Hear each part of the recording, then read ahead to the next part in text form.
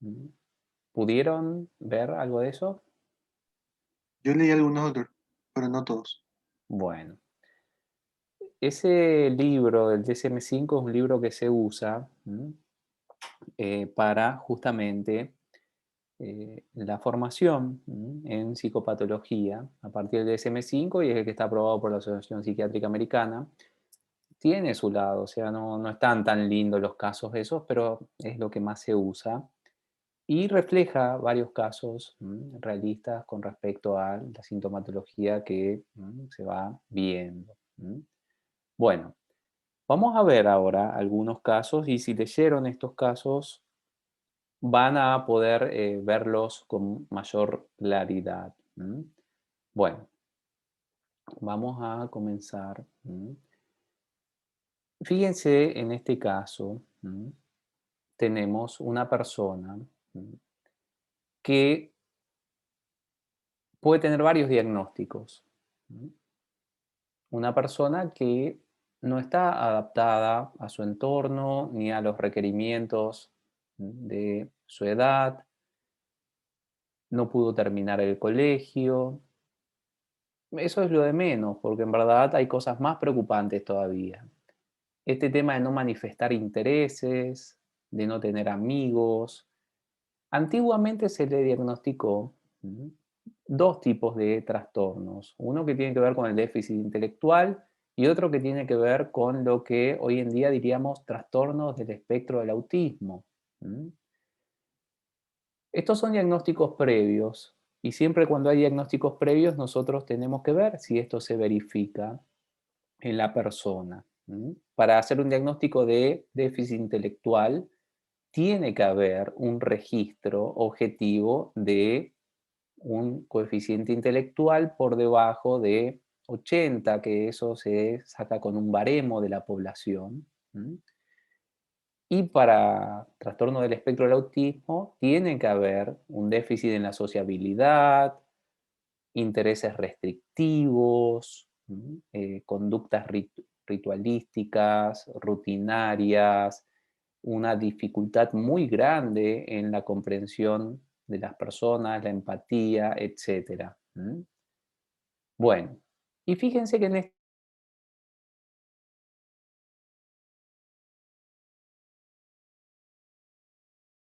este caso, tiene hipersomnia también, no presenta actividades no presenta actividades repetitivas ni intereses restrictivos, sino que no presenta casi ni actividades ni intereses. Tampoco manifiesta estos déficits en las habilidades sociales, o sea, en la comprensión de las normas sociales, solamente que no manifiesta interés por esto. Y su evaluación de coeficiente intelectual fue normal. Con esto lo que tenemos más o menos en esta viñeta diagnóstica es que no parece ser un caso de déficit intelectual ni tampoco un caso del trastorno del espectro del autismo, parece ser otra cosa. ¿M? Teniendo en cuenta lo que nosotros ya conocemos de psicopatología, ¿qué podría ser esto? Antes de entrar en personalidad. Si nosotros tuviéramos un paciente que rendimiento académico pobre, apatía generalizada, hipersomnia, no presenta intereses sociales, ni vocacionales, ni académicos, ni de ninguna índole, ¿qué podríamos sospechar? ¿Trastorno depresivo? No, depresivo. Bueno, muy bien, muy bien, muy bien, María Clara. Una sospecha sería, bueno, a lo mejor esta persona está con un trastorno depresivo mayor y quizás la persona no tenga tanto insight y por eso no nos manifiesta que está triste o que está sintiéndose culpable, inútil, con ideación suicida y tiene más síntomas que suelen ser vinculados con el aplanamiento. Bueno, muy bien, podría ser una opción. Genial. Otra opción, Trastorno esquizoide. bueno, ese sería el diagnóstico, Ana, el diagnóstico correcto, un trastorno esquizoide de la personalidad o trastorno de la personalidad esquizoide. Pero dentro de otras cosas, o sea, está muy bien, Ana, eso es el diagnóstico correcto. Ahora, olvídense del diagnóstico correcto. Pensemos, ¿no? Pensemos en las otras posibilidades. ¿Qué vimos que se puede presentar así también? Y que justamente esa denominación de esquizoide es una denominación que acuñó Kregmer, era un psicopatólogo que justamente sostenía que había un continuo entre lo que podríamos llamar normalidad y el tema de la esquizofrenia. Y él decía que había un continuo entre normalidad, esquizoidea, esquizotipia y posteriormente esquizofrenia. ¿Qué podría ser entonces? Ya más o menos le dije un poco esto, ¿no? ¿Qué podría ser esto? Esto de estar aplanado, abolitivo, abúlico, no en un sentido doloroso, sino abúlico en un sentido descriptivo, de que la persona parece que no tiene motivación. ¿Qué podría ser esto? Se presenta catatónico. Bueno, tiene que ver con eso. Un trastorno esquizoafectivo no puede ser. Podría ser, pero menos complejo que eso. ¿Qué podría ser? Puede, Ustedes vieron algunos casos, incluso vieron literalmente algunos casos de personas que estaban muy aplanadas, muy para abajo. ¿Qué suele ser eso? ¿Podría ser un trastorno bipolar, doctor? Bueno, podría ser también, pero traten de recordar lo último que vimos. Lo último que vimos, los videos que ustedes vieron videos con personas que estaban así también, ¿o no? No recuerdo, doctor. Videos de personas que estaban en una condición muy deteriorada. ¿Para los Prácticamente, y que, negativos bueno, de la esquizofrenia? bien, Melissa, muy bien. Las personas que tienen síntomas negativos se pueden presentar así. De hecho, hay varios autores que sostienen que este trastorno que estamos viendo ahora técnicamente no existe, sino que más bien es una esquizofrenia con síntomas negativos leves. ¿Mm? Y de hecho, en el CIE-10, si ustedes leen el criterio de esquizofrenia simple, es esto mismo. Bueno, esto técnicamente es lo que dijo Ana, es trastorno esquizoide de la personalidad o trastorno de la personalidad esquizoide. Antiguamente se llamaba esquizoidia. Fíjense un poquitito más de este paciente. Generalmente en la consulta son pacientes que no consultan por su propia voluntad. Generalmente llaman la atención por su desaseo y su carácter desalineado, no correspondiente a una situación de marginalidad. ¿Se entiende? O sea, esta persona no necesariamente es una persona marginal, que no tiene recursos, sino que puede venir de una familia que lo cuidan, pero la persona se muestra desaseada y también desalineada y también con ropa que quizás él o ella no, digo él porque suele ser más frecuente en hombres que en mujeres, ha elegido, o sea, se entiende un descuido muy grande, bien. Generalmente es difícil mantener una entrevista diagnóstica con estas personas porque generalmente se muestran bien desconectadas, la respuesta con monosílabos y es bastante exasperante. Llama muchísimo la atención que la persona no tenga intereses, objetivos, planes, o sea, que no le guste nada. Y generalmente la persona, como está con una apatía, no está con sufrimiento, ¿m? Pero está justamente con una falta de motivación. En la sociedad, ustedes van a encontrar estos casos que son casos de trastorno de la personalidad esquizoide o trastorno esquizoide de la personalidad. Son personas que están aisladas, inactivas, muy difícilmente trabajen o estudien, más difícil estudiar todavía. Generalmente vive la persona en la casa de los progenitores. Bien, vamos a ver esto en profundidad. El trastorno esquizoide de la personalidad se caracteriza por una apatía generalizada, que se ve en todos los ámbitos y puede confundirse muy bien con un trastorno del espectro del autismo, ya vamos a ver bien qué es eso, con una esquizofrenia simple o esquizofrenia con síntomas negativos, o esquizofrenia hebefrénica. Se puede confundir también con un episodio depresivo, trastorno depresivo mayor, con un episodio depresivo de un trastorno bipolar tipo 2 o tipo 1. Y también se puede confundir con algún problema de déficit intelectual. Genial. Segundo caso. Mi hermano es muy raro. Bien. Fíjense que esta persona, ¿se acuerdan lo de vivir atormentado de sentido, no? Todo lo relaciona con su persona. Eso se llama referencialidad. Todo está relacionado. El coronavirus está relacionado, el clima está relacionado, cualquier cuestión fortuita, no hay casualidad, todo es causalidad. Bueno, y fíjense lo que nos dice, todo es parte de una profecía que debo escribir. Qué poético, ¿no? Una profecía se supone que ya es algo que está determinado, pero, bueno, interesante, ¿no? Bien. Y nos dice cosas muy raras, como que ve el aura de nosotros y de todo el mundo, y nos habla de una manera muy extraña, gestos muy amanerados, terminología no usual, formas de expresión, palabras, vocabularios, construcciones gramaticales no utilizadas en la cultura. Nos dice que es un niño índigo y que está destinado a curar a las personas, pero no físicamente, sino que en el alma, y dice tener estos dones y querer dedicarse a curar a las personas.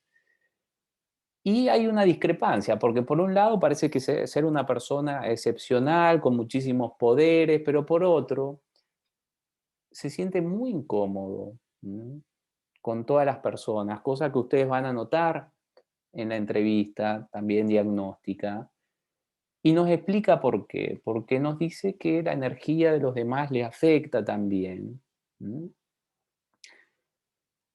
El aspecto, fíjense que siempre viste la misma ropa, la madre se ocupa de bañarlo, de cortarle las uñas, tiene 22 años, no tiene amigos, y no tiene amigos según, porque nos dice que nadie está en su sintonía, ¿no? Bueno. Generalmente estas personas en consulta también consultan contra su voluntad, a veces por la ansiedad social. Su aspecto es muy raro, todo es muy raro. Hay un aire de excentricidad que se siente muy fuerte. Generalmente siempre se dice, estas personas parecen integrar una tribu urbana que no conocemos. ¿Por qué? Porque tiene tipo una especie de forma de ser muy sui generis, muy idiosincrática, muy propia, pero que no sabemos. Entonces uno dice, che, estaré tan desactualizado que no conozco que hay una nueva tribu urbana que se viste así, que habla así, que usa estos términos, que tiene estas ideas. Bueno, pero vámonos un poquitito para atrás. ¿A qué se parece esto? Cuéntenme. ¿A qué se parece de lo que vimos hasta ahora? ¿Qué podría ser? Delirio. Bueno, parece un delirio, ¿no? Esto de que todo se relaciona con su persona. La referencialidad es muy característica de los delirios. ¿Se acuerdan? Todos los delirios tienen un lado referencial, o sea, los persecutorios, alguien me persigue. Los erotomaníacos, alguien está enamorado de mí y me acosa. Los delirios celotípicos, alguien me está engañando. Los somáticos, yo estoy enfermo.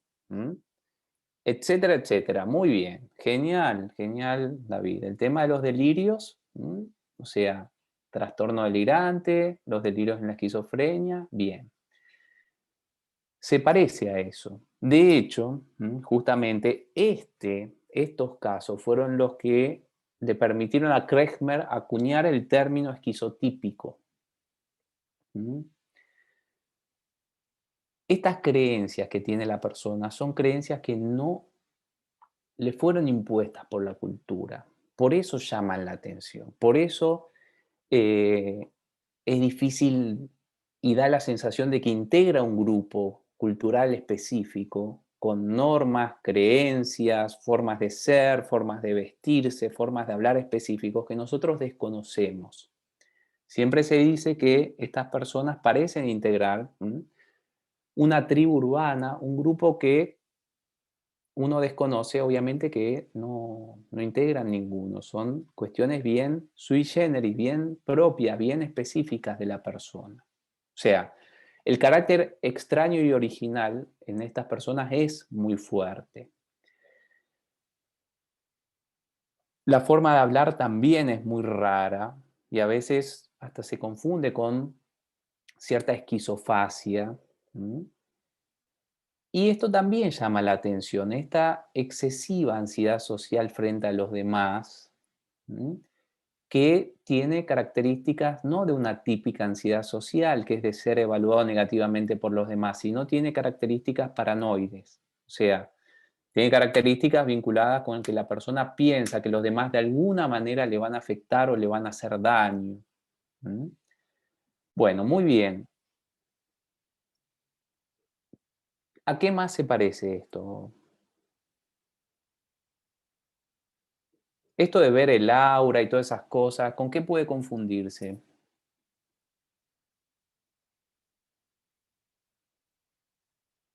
No puede ser por drogas, doctor.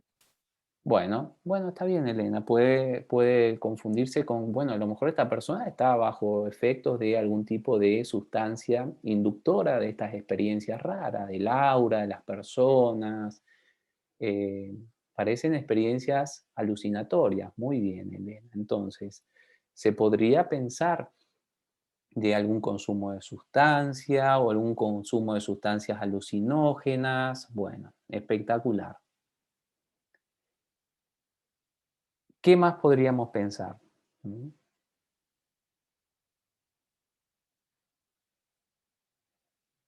Para hacer un diagnóstico diferencial, ¿con qué patología limita mucho esto que estamos viendo acá? Con la esquizofrenia. Bueno, espectacular, muy bien, María Clara. Sí, con la esquizofrenia. De hecho, acuérdense que según Kretschmer, este es un pródromo, una antesala, un nivel previo a la esquizofrenia. Algunas personas se quedan ancladas en este nivel y otras personas avanzan. Esto que se creía que era medio mitológico de la psicopatología antigua, hoy en día sabemos que puede ser así. Las personas que tienen creencias esquizotípicas y que tienen este tipo de características tienen más probabilidad de avanzar a una esquizofrenia que el resto de la población. Lo mismo las personas esquizoides. Entonces es interesante esto. ¿Cómo se llama esto? Se llama trastorno esquizotípico de la personalidad, o también lo van a ver como trastorno de la personalidad esquizotípica, y se caracteriza por varias cuestiones bien marcadas. La primera son estas creencias muy específicas, muy extrañas, muy propias de la persona y ajena a la cultura de la persona. La segunda es la excentricidad, el carácter raro, el discurso extraño.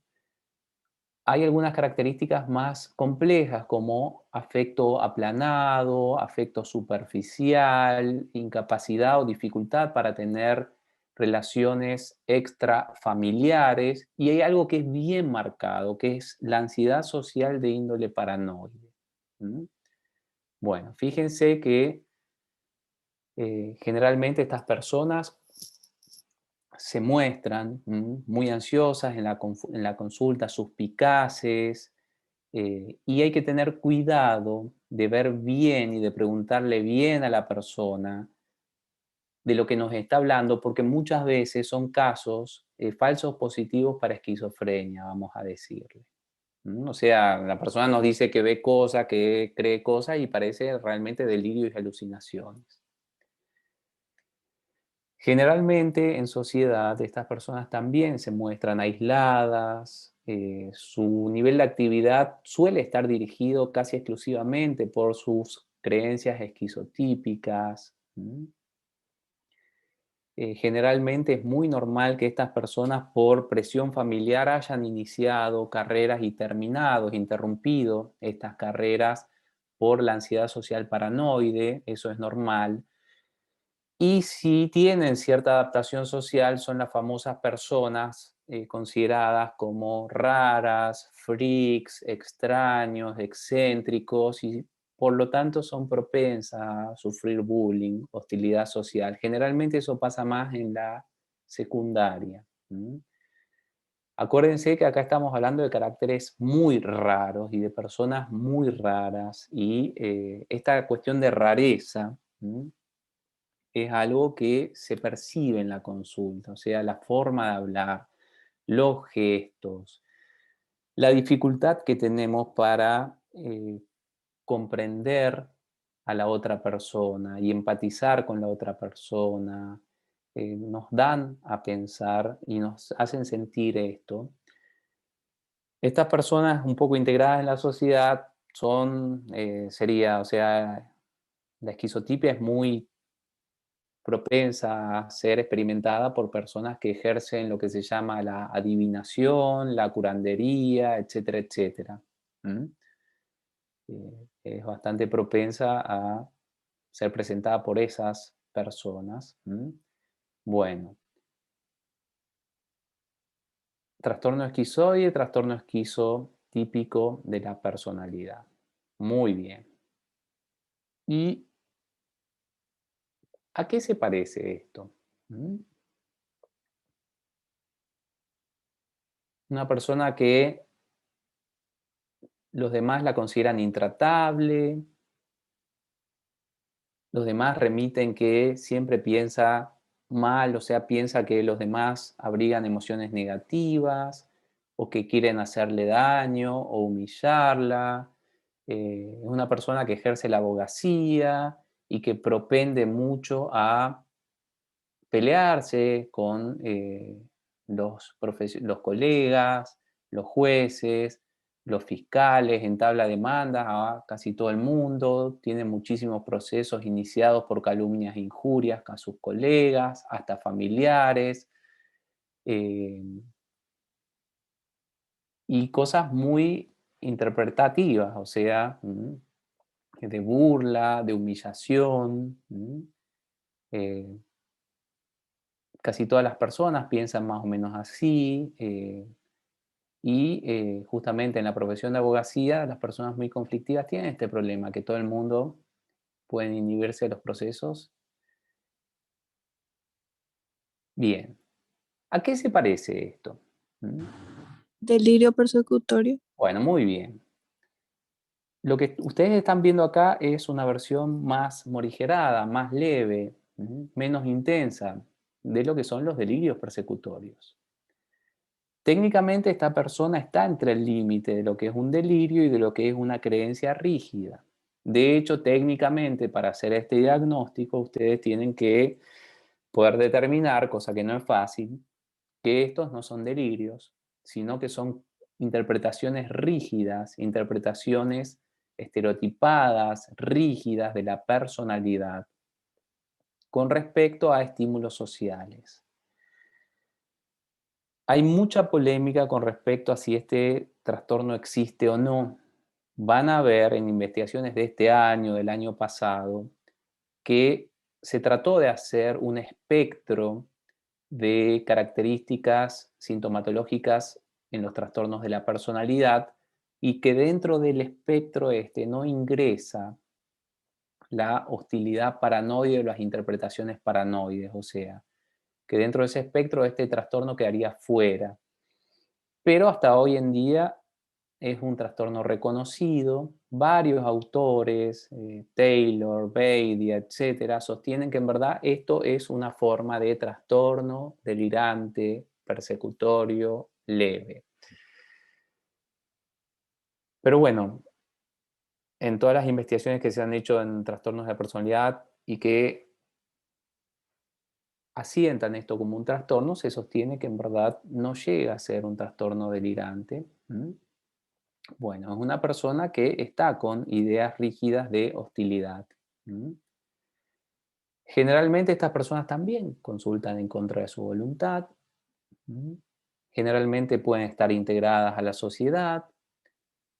Generalmente propenden entre la ansiedad y la ira, la suspicacia y el cuestionamiento de las intenciones del otro permanentemente, como que uno tuviera intenciones ocultas o no tan ocultas de hacerle daño, de perjudicarle, de desacreditarlo, de humillarlo, bueno.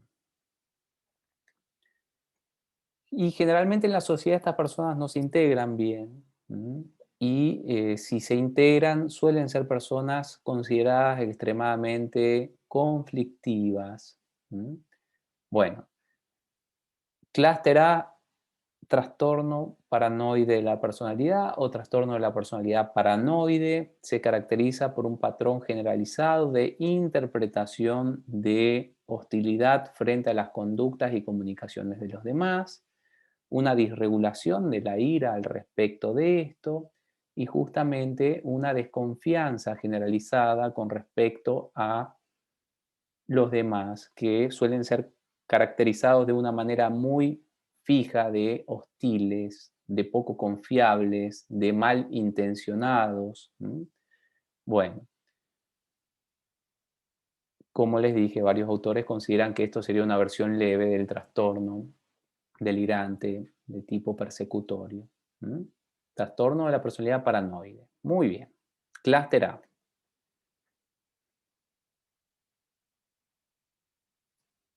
Y esto, una persona que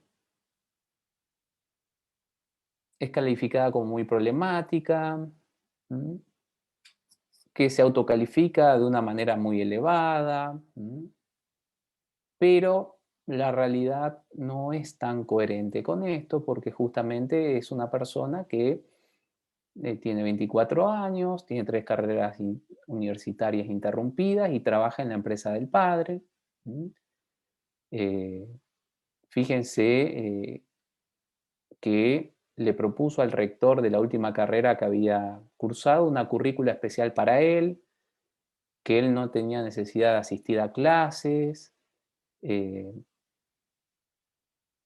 siempre quiere un trato especial, se ofende si no le dan un trato especial, eh, se enoja, tiene una relación bastante utilitaria con sus vínculos, a los cuales utiliza de una manera no vincular. ¿Qué quiere decir esto? Económicamente, por ejemplo. Eh, y parece bastante escaso de empatía o preocupación por los demás.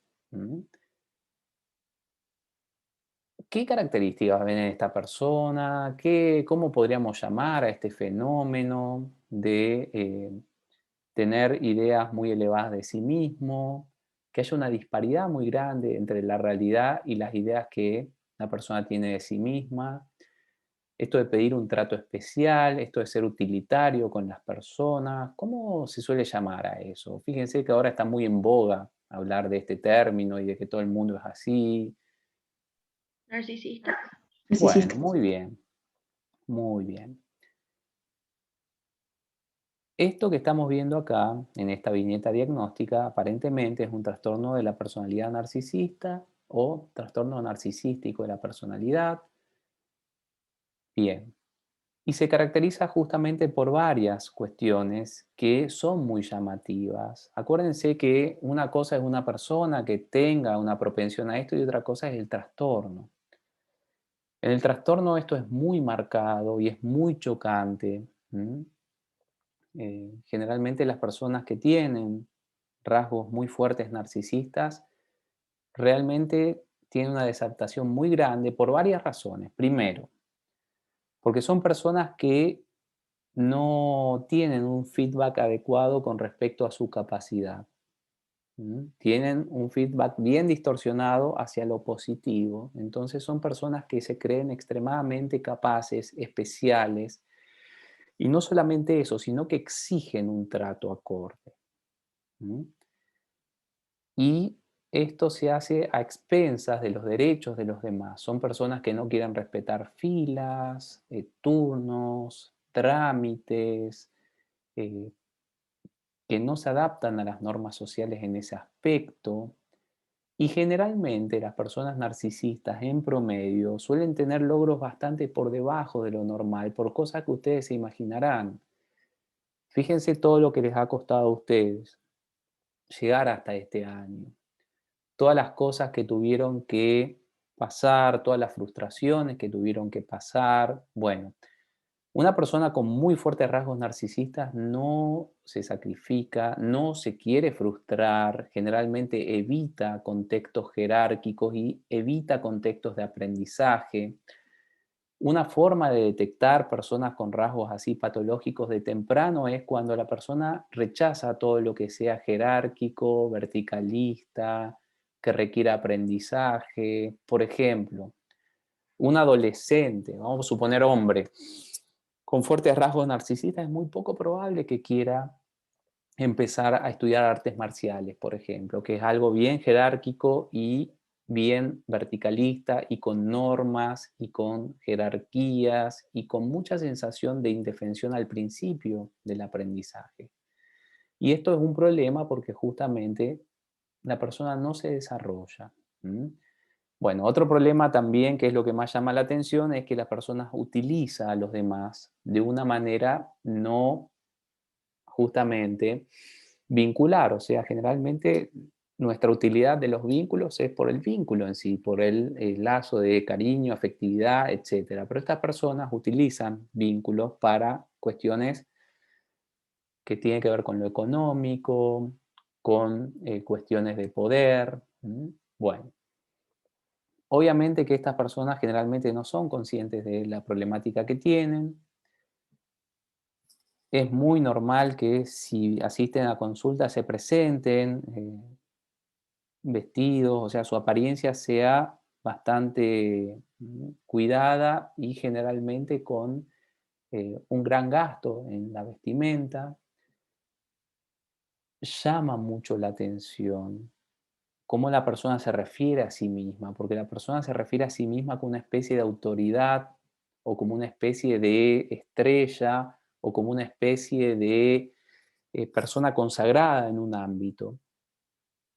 Y vemos que esta persona quizás ni siquiera comenzó los primeros pasos de ese ámbito. No sé, muchas de las personas nos dicen que son empresarios, emprendedores, estrategas empresariales, y a lo mejor nunca trabajaron en ninguna empresa. O sea, es como que una persona les diga a ustedes que es, no sé, un especialista en neurocirugía y todavía ni siquiera pudo ingresar a una carrera de medicina. O sea, llama mucho la atención siempre esto. O también muchas personas nos dicen que son deportistas grandes y no lo son. Entonces llama mucho la atención. Lo que hace muy difícil el trato con estas personas es que justamente requieren un trato que no les van a poder brindar porque quieren horarios especiales, un trato especial, bueno.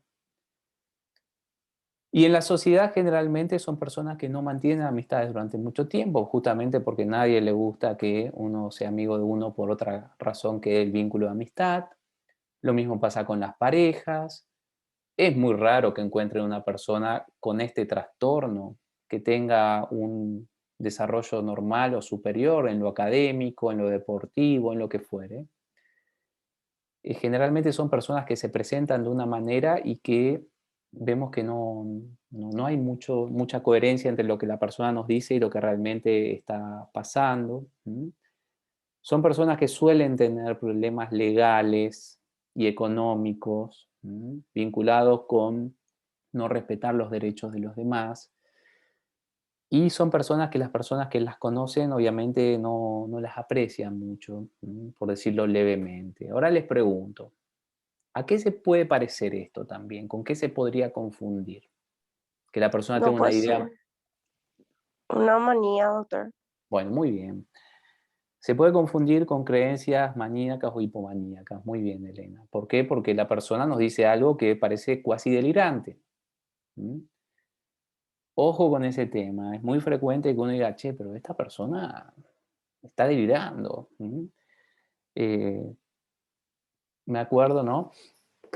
Nosotros teníamos un compañero de gimnasio en Rosario hace mucho tiempo atrás, que realmente no sabíamos si estaba jugando con nosotros, pero tenía una idea muy elevada de sí mismo y no sabíamos si realmente era un delirio de grandiosidad, si era que realmente era una creencia un poco rígida, pero era una persona que nos decía que él era fisicoculturista, que era deportista, y no lo era.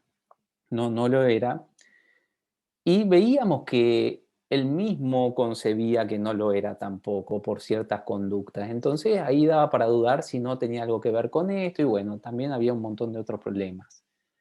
Eso en temas sociales. En temas de pacientes sí, generalmente estos pacientes no llegan a la consulta por su narcisismo, sino llegan por problemas comórbidos como consumo de sustancia, problemas legales de violencia, son personas súper sensibles estéticamente, o sea, de una manera tipo que, no sé, me estoy quedando pelado y ya se empiezan parece o se mimetiza con una especie de trastorno dismórfico corporal, o sea, llegan por cuestiones periféricas si es que llegan a la consulta y generalmente es muy difícil ayudarles porque este es un trastorno muy complejo. Yo sé que esto se ve de una manera ética muchas veces, pero las personas que tienen estas características de la personalidad tienen muchísima desadaptación, tienen muchísima desadaptación.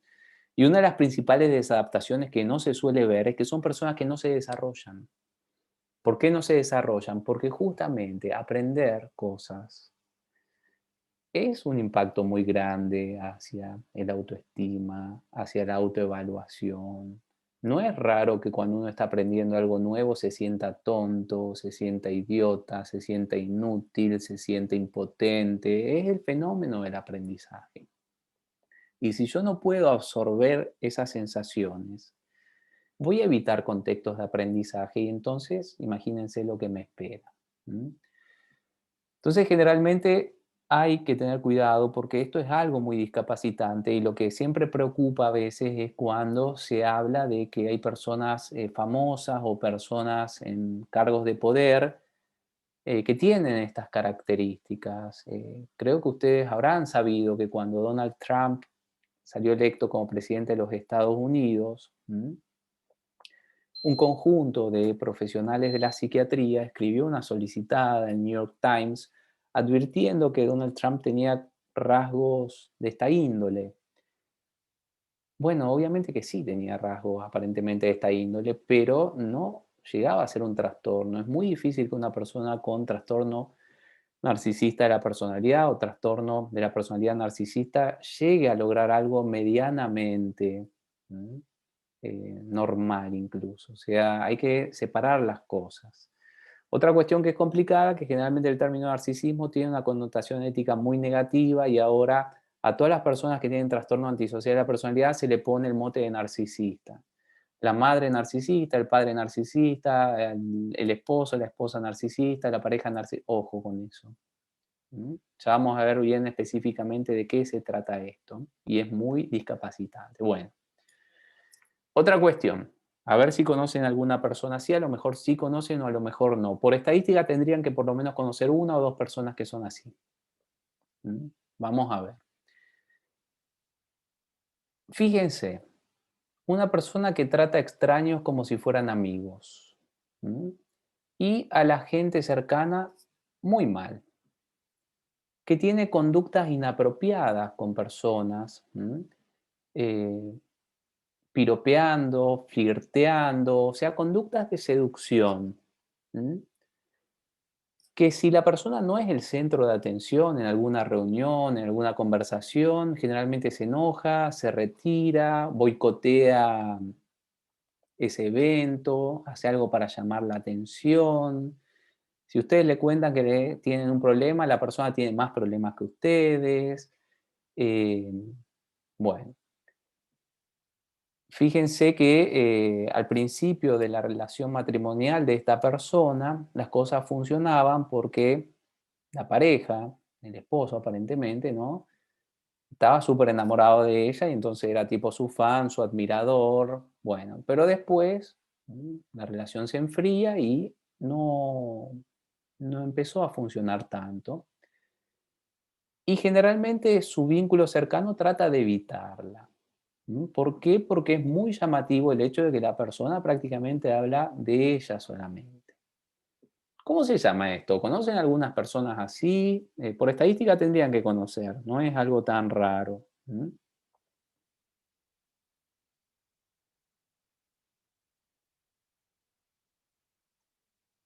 ¿Cómo se llaman estas características de una necesidad excesiva y disfuncional de llamar la atención? Porque, ojo, si ustedes ven esto de manera muy leve, bueno, la mayoría de la gente suele tratar con más educación a extraños que a gente más cercana.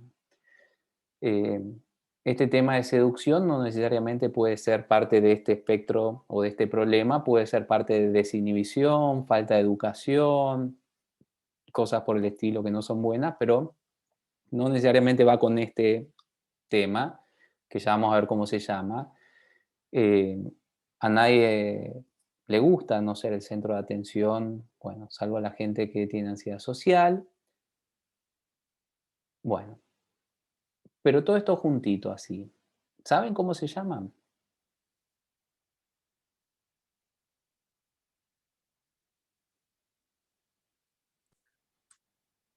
No, doctor.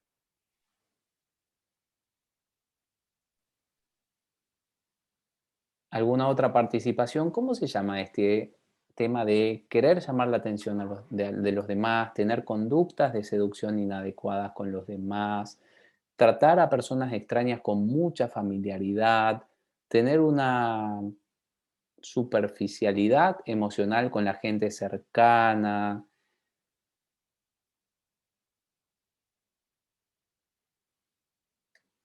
Vamos a ver un poquitito más. Puede ser que consulte por propia voluntad. Generalmente se repite el patrón este de tratar a una persona extraña, al profesional, como si fuera su amigo y hasta incluso con conductas de elogio y seducción. A veces la persona disfruta de la consulta porque el centro es ella. Cuando se pregunta por cosas fuera de sí misma se muestra incómoda y generalmente la vestimenta suele ser bastante colorida. En la sociedad estas personas suelen tener muchos grupos de amistad que van fluctuando, o sea que no duran mucho. No suelen integrar grupos tipo clubes o sociedades, etcétera. Las relaciones familiares, si tienen familia, suelen ser muy complicadas. Hay una dificultad para mantener vínculos estables también. Bueno, y el desarrollo académico y profesional es muy variable. Pueden encontrar gente muy desarrollada, gente que nunca pudo desarrollarse. ¿Cómo se llama este trastorno? Este es un trastorno que suele ser bastante frecuente y si hacen memoria sí o sí deben conocer a alguien que tenga estos rasgos o quizás incluso el trastorno, no sé. Ujú. Le parecía mucho a un caso clínico que nos pediste que leamos, que creo que era personalidad histriónica, pero Muy así bien, de... Melissa. Muy bien, muy bien. Y muy bien, Derlis. Trastorno histriónico de la personalidad. Muy bien. O trastorno de la personalidad histriónica. Fíjense que parece medio gracioso esto, ¿no? Parece no tan grave, pero imagínense que una persona que si no llama la atención o si no es el centro de la atención, se comporte de una manera hostil o abandone el entorno social es súper disfuncional. Las personas que son así no soportan los cumpleaños de otras personas, los logros de otras personas. O sea, es algo muy disfuncional. Genial. Trastorno histriónico de la personalidad. Muy bien. Bueno, y esto es un poco más típico, esto es algo más frecuente, esto es algo más prevalente y más frecuente en la atención de los trastornos mentales, y a diferencia de los demás casos que hemos visto, estos casos sí llegan a consulta mucho. ¿Cuáles son las características más marcadas de esta persona?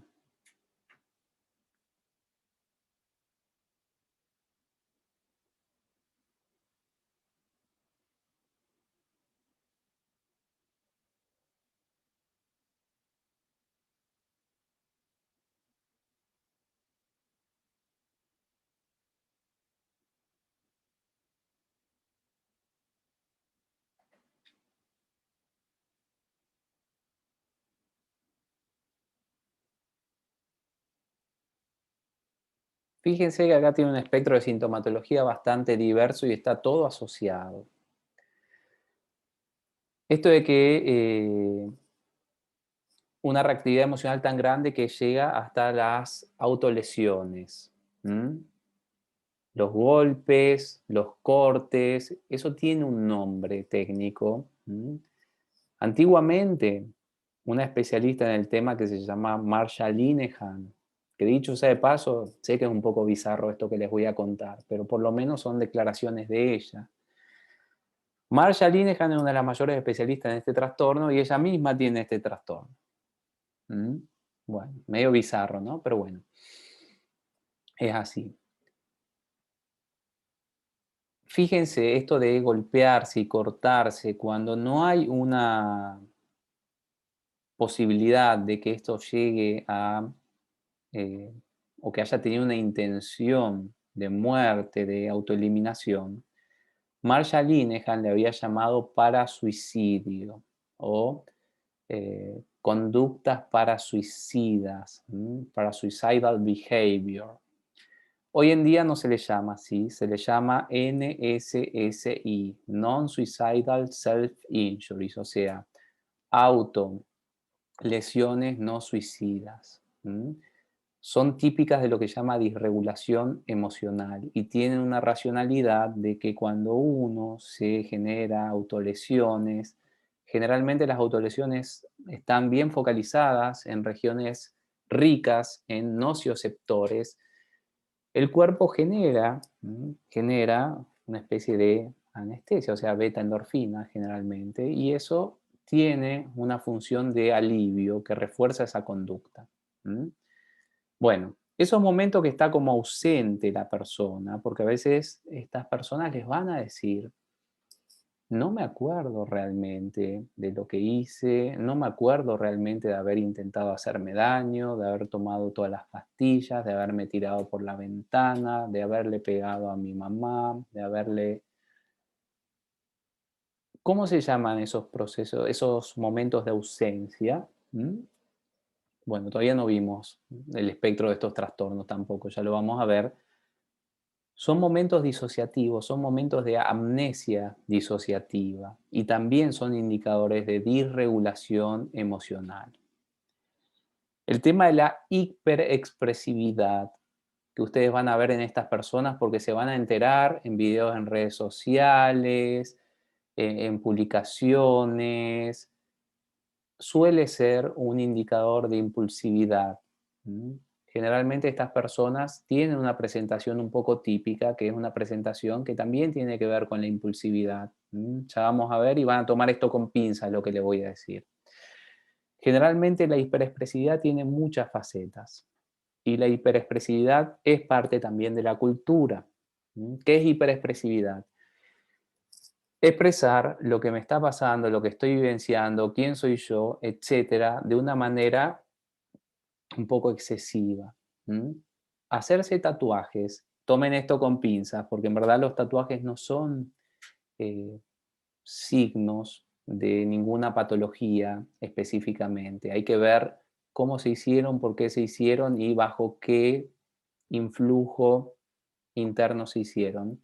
Pero generalmente estas personas se hacen tatuajes de manera impulsiva. Entonces suelen tener muchos tatuajes.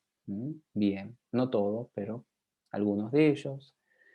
Bueno, suelen venir el 80 al 90% de estas personas lamentablemente integran o suelen venir de un ambiente muy violento, muy, muy, muy fuerte, con mucha violencia, con mucho maltrato, con mucha hostilidad, con mucha disfuncionalidad, con mucha falta de estructura.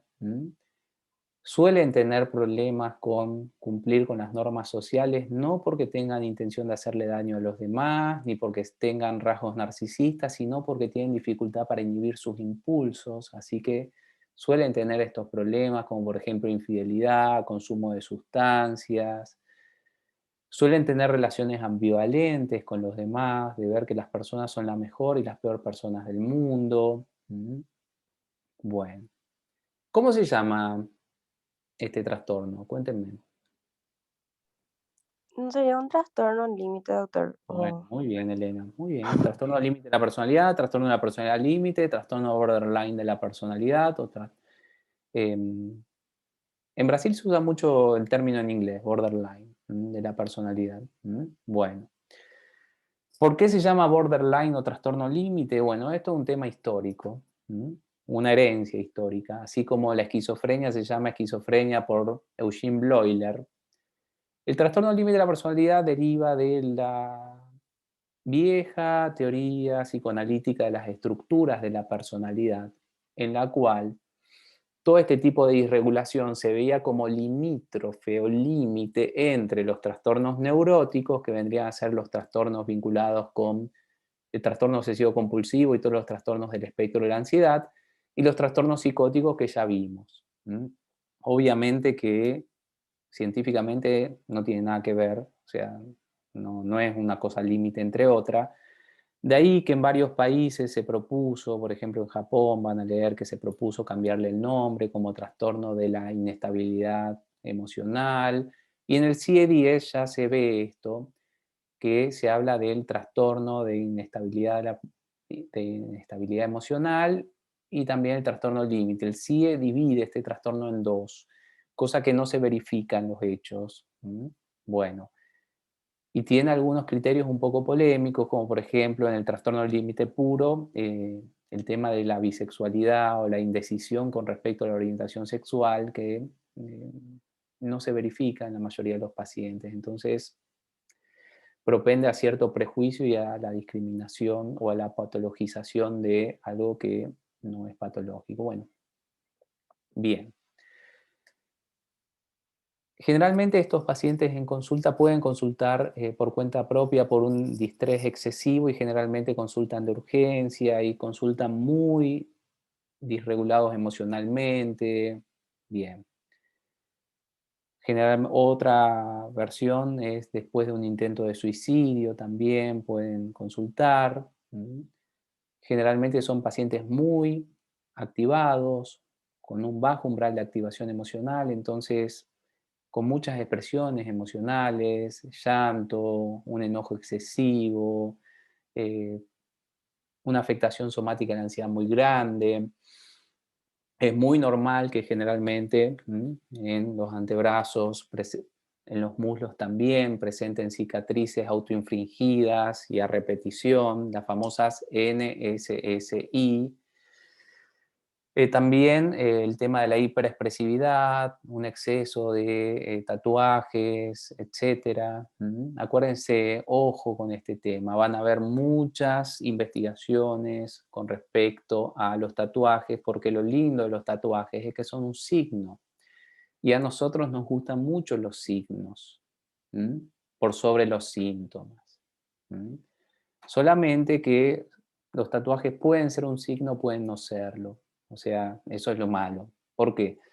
Porque hay personas, la mayoría de las personas que tienen tatuajes son personas sin trastornos mentales. Pero hay que ver el contexto de cualquier cosa que esté presente en las personas que evaluamos, porque pueden ser En este caso, la hiperexpresividad tiene que ver con el tema impulsivo. Bueno. Generalmente las personas que tienen trastorno límite de la personalidad tienen ciertas dificultades con respecto a los vínculos. Suelen tener vínculos conflictivos, intensos, inestables, suelen tener mejores amigos que de repente ya no lo son más, suelen brindarse demasiado por los demás y después sentirse decepcionados, real o exageradamente. Son personas que suelen tener suelen experimentar un daño interpersonal extremadamente grande. También suelen tener problemas de salud vinculados con la impulsividad, embarazos no intencionales, contagios de infecciones de transmisión sexual, problemas legales, problemas de deuda, problemas de consumo de sustancia. Y una cuestión que es interesante. Ganderson fue uno de los mayores especialistas en este trastorno. Lamentablemente falleció hace poco. Y lo que él había descubierto es que el trastorno límite, que anteriormente se pensaba que era un trastorno crónico, como todos los trastornos de la personalidad, porque todos estos trastornos que estamos viendo no tienen una cura o una remisión. Pero en el trastorno límite se ha visto que a lo largo de las décadas los síntomas van remitiendo. No todos, pero la mayoría. Las autolesiones, por ejemplo, es muy raro que ustedes encuentren una persona de 50, 60 años que se autolesiona. Las disociaciones, bueno. Pero adivinen cuál es la media de suicidio de estas personas. O sea, la media de edad de suicidio. Porque acuérdense que uno de los síntomas uno de los criterios de diagnóstico es intentos repetidos, amenazas e intentos repetidos de suicidio. ¿Cuál será la medida de suicidio de personas con trastorno límite, teniendo en cuenta que generalmente el trastorno se inicia, por más que hay un nivel premórbido bastante complicado de la regulación emocional, pero generalmente se inicia a 17, 18, 19 años, y los momentos más críticos son los 3, 4 primeros o 5 años después del inicio del trastorno. ¿Cuál será la edad de suicidio media de estas personas?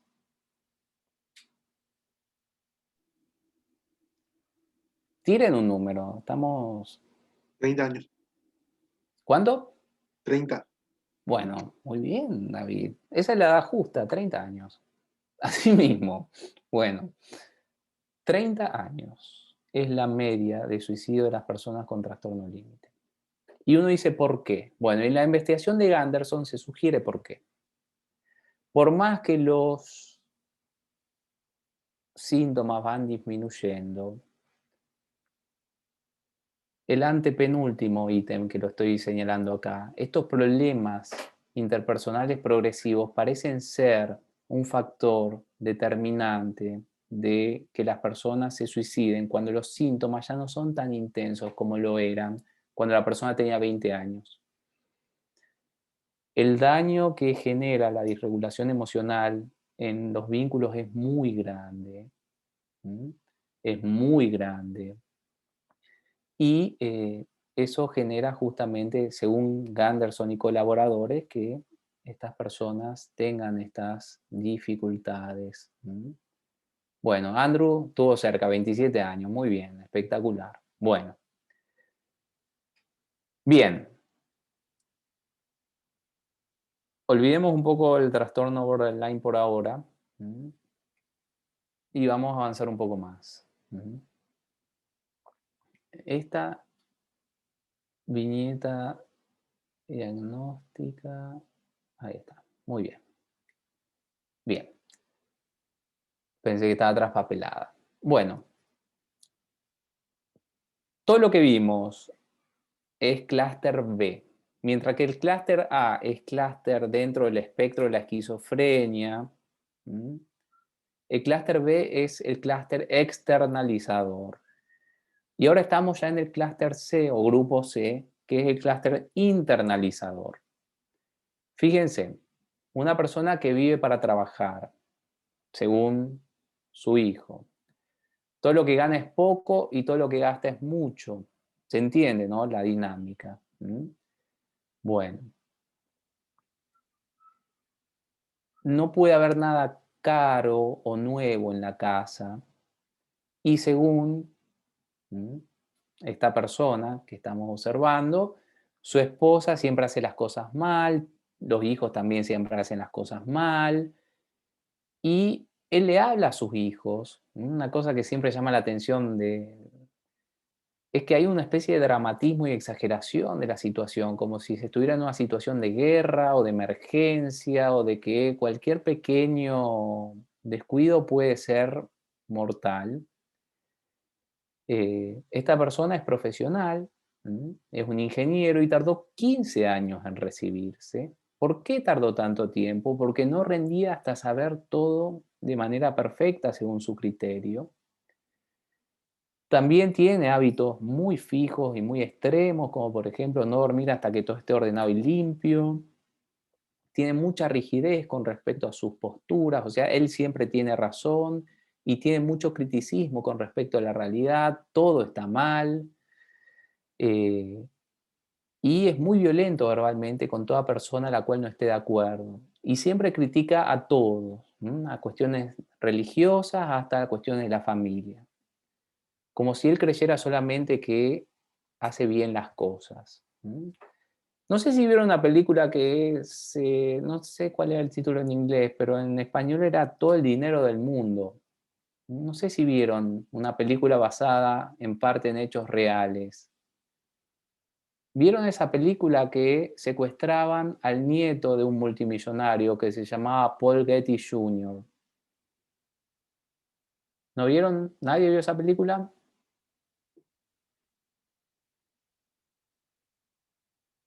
Yo Bueno, no, en esa película se ve una persona un poco así.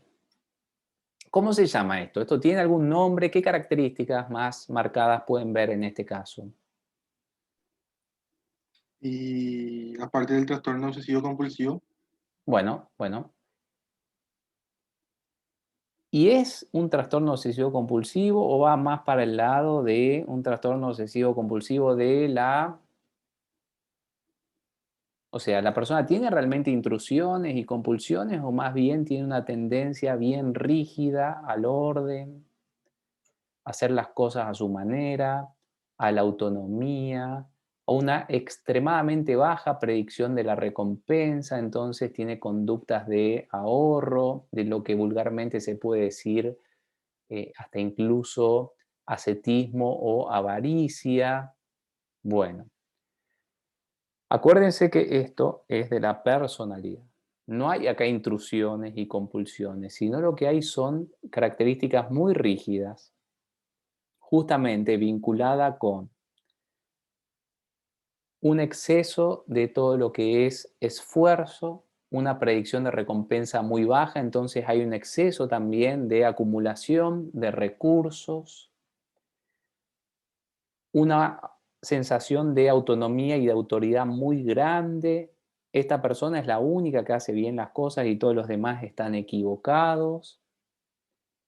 Un perfeccionismo patológico, porque esto de rendir cuando uno sabe todo de manera perfecta, ustedes saben muy bien que no es viable. ¿Cuánto tiempo van a tardar en recibirse si hacen algo así? Bueno, el control excesivo, la rigidez excesiva, bueno. Esto es un trastorno obsesivo compulsivo de la personalidad, también llamado trastorno anancástico de la personalidad, o un trastorno si la personalidad borderline es inestable, esta es una personalidad rígida. Bien. Generalmente estas personas no consultan por este tema de fondo, sino por comorbilidades que son muy frecuentes. Es muy normal neuroquímicamente, si uno tiene estas características, que uno tenga tendencia a la depresión o a la ansiedad. Son personas excesivamente formales y hasta molestamente cumplidora de las normas. Generalmente son personas que llegan mucho tiempo antes a la consulta y quieren controlar todo el tema del tiempo, de su llegada. Bien. Una característica que no es nada fácil de lidiar es que estas personas no tienen mucha facilidad para incorporar y para aplicar información nueva. O sea, es un tema cognitivo esto, no tiene que ver con un déficit intelectual ni nada. Son personas que tienen mucha dificultad de aprender de otra persona por la rigidez que presentan. Hay varios tipos de personas que son así. Pueden ver personas que son fanáticas, por ejemplo, por el tema de la alimentación. Pueden ser personas que están obsesionadas con algún tipo de ideal ético, religioso, político. Hasta incluso pueden haber dentro de este espectro de trastorno personas vinculadas con teorías conspirativas. O sea, es muy diverso el panorama. Esto se suele presentar mucho en personas que son muy rígidas con respecto, por ejemplo, a normas éticas también. Y ahí está todo el espectro de las normas éticas, desde cuestiones religiosas, cuestiones éticas, cuestiones de ecologismo. eh,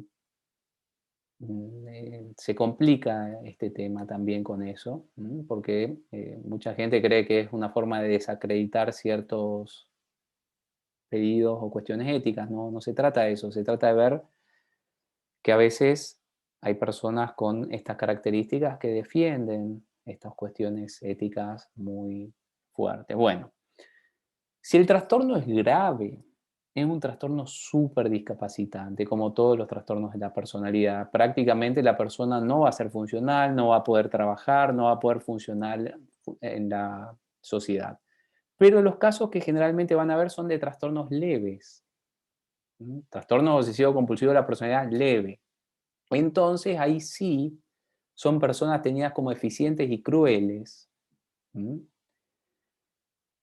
Generalmente tienden a tener un grado de sobreadaptación tan grande que puedan responsabilizarse por los demás, generalmente mantienen económicamente una gran cantidad de familiares y se hacen cargo de una gran cantidad de familiares. Son personas tenidas como crueles, como frías, como punitivas. Sus vínculos de pareja, si es que los tienen, suelen ser muy complicados porque están muy mediados por el tema de los celos, del control, del cambio, de la opresión al otro. Y si el trastorno es grave, es muy discapacitante esto, porque las personas se centran en detalles muy nimios, se concentran en cosas totalmente sin mucho sentido, como por ejemplo alimentarse de manera perfecta, siempre despertarse y acostarse al mismo horario, cosas que ya se mimetizan. Puede ser ahí con las compulsiones de un TOC, solamente que acuérdense que estas personas no tienen intrusiones y lo que están haciendo no son técnicamente compulsiones. El trastorno obsesivo compulsivo de la personalidad, si ustedes quieren ver algunas películas con respecto a esto, todo el dinero del mundo, Paul Getty Jr. aparentemente tenía esa característica. Paul Getty Jr. era un multimillonario. En los años 70 era el Jeff Bezos de la actualidad, o sea, la persona con más dinero en el mundo. Y lo que hizo para no gastar su dinero fue ponerse una cláusula al mismo, que todo lo que él podía gastar tenía que ser para inversión. Entonces compraba muchas obras de arte, pero lavar la ropa no es una inversión. Como él no podía, por su propia restricción, gastar su dinero en lavar su ropa, él solo lavaba su ropa y en el baño, en uno de los múltiples baños de una de sus mansiones, él colgaba su ropa que él mismo lavaba. Él lavaba sus calzoncillos, sus medias y me parece que toda su ropa, para no gastar. La persona más rica del mundo, por una autoimposición. Bueno, Melissa, muy bien. La diferencia entre TOC y trastorno obsesivo compulsivo de la personalidad. Todavía no vimos los trastornos del espectro obsesivo. Según Hollander, dentro del espectro obsesivo también estaría esto. Bien, vamos a ponerlo ahí, esto. Bueno, en el trastorno obsesivo compulsivo hay dos grandes criterios diagnósticos. La presencia de intrusiones, es decir, de contenidos mentales que vienen de manera intrusiva, no de manera voluntaria, no de manera buscada, sino de manera disruptiva, de manera justamente intrusiva a la mente, son contenidos mentales que generalmente no son agradables o que pueden ser exigencias o que pueden ser escenas de violencia, escenas sexuales, o sea, tienen una gran cantidad de índole porque pueden ser de control, pueden ser de orden, pueden ser de limpieza o pueden ser de violencia, de inadecuación o de sexualidad. Estos contenidos intrusivos generan una ansiedad, una activación simpática excesiva y una necesidad de tener lo que se llama, segundo criterio diagnóstico, compulsión. Hacer algo para aliviar el impacto de estas intrusiones. Estoy sucio, me lavo las manos. Ese sería la típica intrusión de un TOC vinculado con limpieza. Se me viene la idea de hacerle daño a un ser querido, así se me viene la imagen, entonces rezo hasta que esta idea se me pasa. Bueno, eso es TOC, ya lo vamos a ver. Trastorno obsesivo compulsivo, esto no es TOC. Lamentablemente se le puso este nombre, trastorno obsesivo compulsivo de la personalidad. Esta persona no tiene intrusiones y no tiene compulsiones. Entonces ustedes dirán, ¿y qué tienen? Ideas muy rígidas, creencias éticas extremas, excesivas, y para él o para ella, generalmente es para él, porque esto es más frecuente en hombres que en mujeres, inviolables, una creencia de autonomía tan grande que la persona casi no puede delegar las cosas porque no confía en otra persona, sino en él o en ella para hacer algo. Una atención excesiva y disfuncional por los detalles de todas las cosas, de todos los eventos, que interfiere, un perfeccionismo también que interfiere en la consecución de las tareas, una tendencia a acumular, bueno, trastorno obsesivo compulsivo de la personalidad. Espero que haya quedado claro y si no lo vamos a ir aclarando un poco más. Ya cuando veamos los trastornos del espectro obsesivo van a ver las diferencias. Bueno, mi hija tiene 30 años. No veo que le hayamos podido ayudar. Estudió lo que le dijimos que estudie, pero para tomar cualquier decisión nos sigue preguntando. Siempre hace lo que le decimos y siempre se siente en deuda con nosotros y no vemos que pueda progresar así. Porque siempre tiene que estar con nosotros, siempre todo lo que hace tiene que estar aprobado por nosotros también. Todo lo que hace pregunta. Y todo el tiempo está pendiente de nuestra aprobación. Al principio, cuando era chica, bueno, parecía algo bueno, porque era una persona muy obediente, muy pendiente del juicio de los padres, pero ahora con 30 años se están dando cuenta los padres de que esto no es tan normal. ¿Saben cómo se llama esto? Que no es tan fácil de detectar. Personas que tienen dos grandes características, si quieren simplificar. La primera es que para tomar decisiones sí o sí dependen de una persona que consideran su autoridad. Generalmente son los padres. Más raramente puede ser la pareja, algún hermano o hermana. Y la segunda característica es que en pos de no perder este vínculo de apego, estas personas están dispuestas a hacer casi cualquier cosa. Y de ahí que son personas que suelen ser muy molestas. Son las famosas personas que por no molestar terminan molestando. ¿Saben cómo se llama este trastorno? Que es un trastorno que está muy subdiagnosticado. Trastorno de personalidad dependiente. Bueno, espectacular, David. Buenísimo, buenísimo. Generalmente si estas personas consultan justamente por decisión de el vínculo de autoridad. ¿Mm? Generalmente son personas que antiguamente, en concepciones menos científicas del trastorno, se veían con infantilismo. ¿Mm? No es algo tan inadecuado verlas así, porque generalmente tienen muchas características que tienden a ser infantiles. ¿Mm? Cierta ingenuidad, la vestimenta, los mismos gustos. ¿Mm? Infantiles o adolescentes. Bueno. Una cosa que llama mucho la atención es el exceso molesto ya de educación y escrupulosidad en el trato. Excesivamente piden perdón, excesivamente piden disculpas, muestran un respeto ya excesivo y molesto.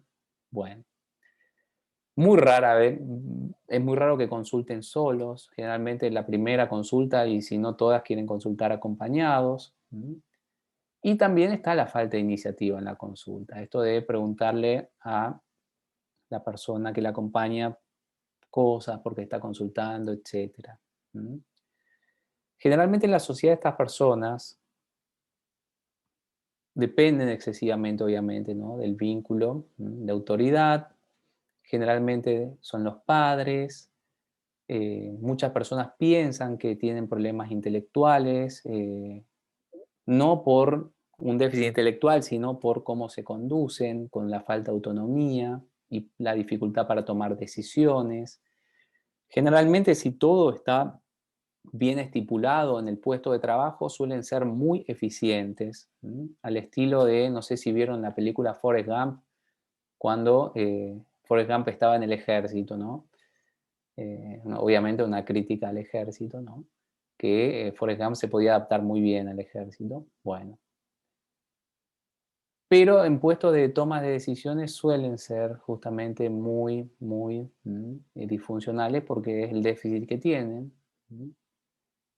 Y son personas que no defienden sus derechos, no ponen límite frente a los demás.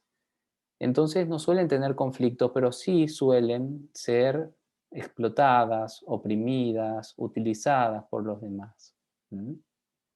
Bueno, el trastorno de la personalidad por dependencia, o el trastorno dependiente de la personalidad, o el trastorno de la personalidad dependiente, es un trastorno también muy grave.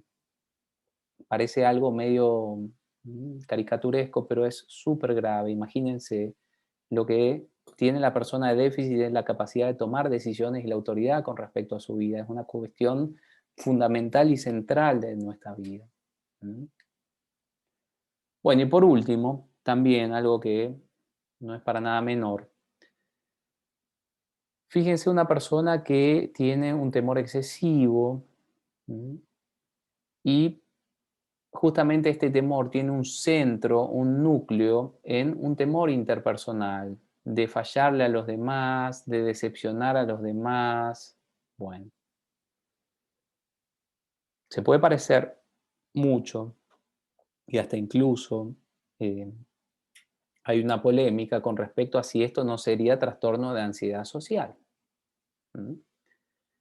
Hay varios papers, varias investigaciones que sugieren una separación entre el trastorno de ansiedad social o fobia social, que ya vamos a ver, y este trastorno debido a la profundidad y a la generalización de las conductas. Bueno, lo que estamos viendo acá se llama trastorno evitativo o trastorno evasivo de la personalidad o trastorno de la personalidad evasiva. Es algo muy también discapacitante, muy disfuncional, muy complicado y hace que las personas evite toda situación en la cual pueda haber un riesgo interpersonal. Generalmente son personas con una activación simpática muy grande y con una conducta evasiva muy grande, mucho más grande que lo social incluso. Y bueno, obviamente que son personas muy disfuncionales, porque imagínense que todo lo que es académico y social es fundamental de poder ser enfrentado. Bueno, todo esto que estamos viendo tiene que ver con trastornos de la personalidad. Así que vamos a repasar un poco qué es personalidad. Cuéntenme, ¿qué es personalidad? ¿Qué idea tienen de lo que es personalidad? Es una cuestión bastante complicada, la cuestión teórica de la personalidad. Hay aproximadamente, sin exagerar, por lo menos unas 100 elaboraciones teóricas y científicas. Podríamos seleccionar unas de 5 a 10 máximo elaboraciones científicas de lo que es la personalidad. Hoy en día las dos teorías más grandes, la teoría más grande es la teoría Big Five, que es muy interesante, pero que no sirve tanto a fines de conceptualización biológica, y la segunda teoría más grande es esta que vamos a ver ahora, que es la teoría biocomportamental de Robert Cloninger. Hay otras, la teoría Exaco, la teoría de los dos sistemas, bueno, en fin.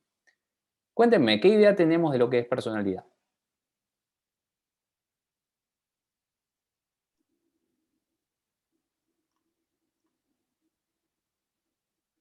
Según el libro, era un patrón persistente de comportamiento. Bien, muy bien.